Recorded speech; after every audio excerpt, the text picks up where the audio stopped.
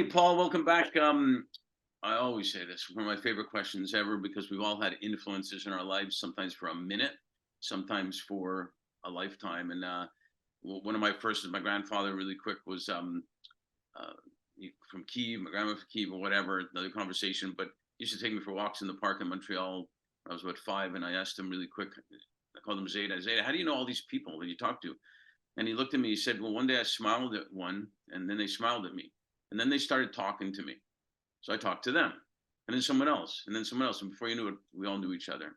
And I kind of knew what he was saying. It made sense at 5, but then I knew more and more and more of what he was talking about. It was brilliantly basic, or basically hmm brilliant, whichever you want to go for.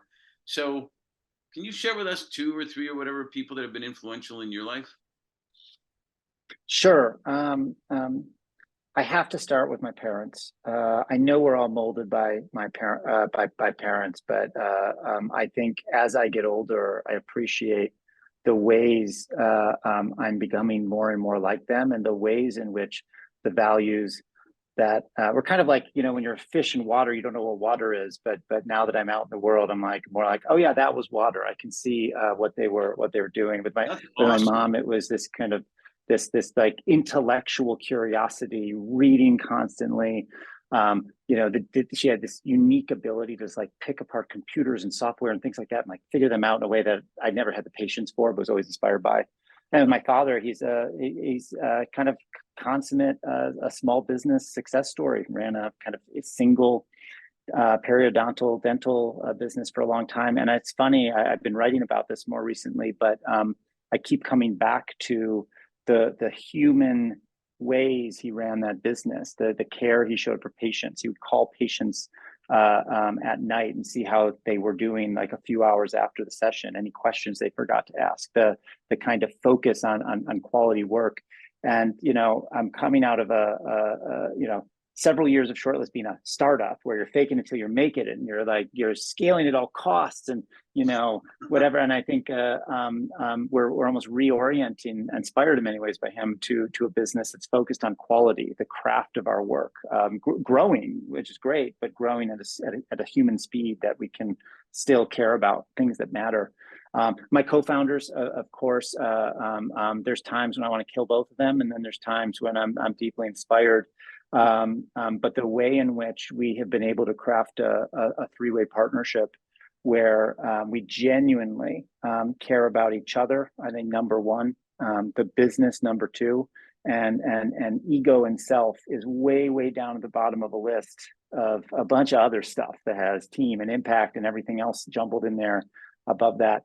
I've watched a lot of startups commit suicide, die because of internal issues, as opposed to getting killed by the market or something. And I have more and more appreciation for how lucky it is that the three of us have been able to kind of like work through this journey together. And the last but not least, it's funny, a weird answer, but just various heroes growing up. The ones I never met. Oftentimes, sometimes there were ones I met, basketball coaches that were tough on us and really inspired. But a lot of it was the kind of imagined, like Michael Jordan before we realized how bad a person he was. But he was like the amazing basketball player. I was obsessed with Andre Agassi for a while. Indiana Jones, I might have already mentioned, but like folks that even if they were fictional, the ways that like you could spot different ideals or spot different things that you wanted to kind of push for in yourself and try to mold that around. So yeah, you're right. Unfortunately, Kim Kardashian or the other social media influencers, they're not on my list Well, that's because probably I'm a child before Insta and the rest. that was probably a good time to complete your list before that would have been. You know what it tells me? What you're saying is that we should always recognize that we're influencing people one way or another also, and you Yeah, have a choice to do it positively or negatively.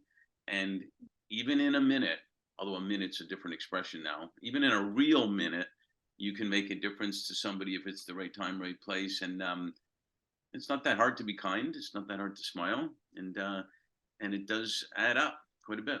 yep, that's right. So thanks for sharing that, and kudos to your parents, doing a great job.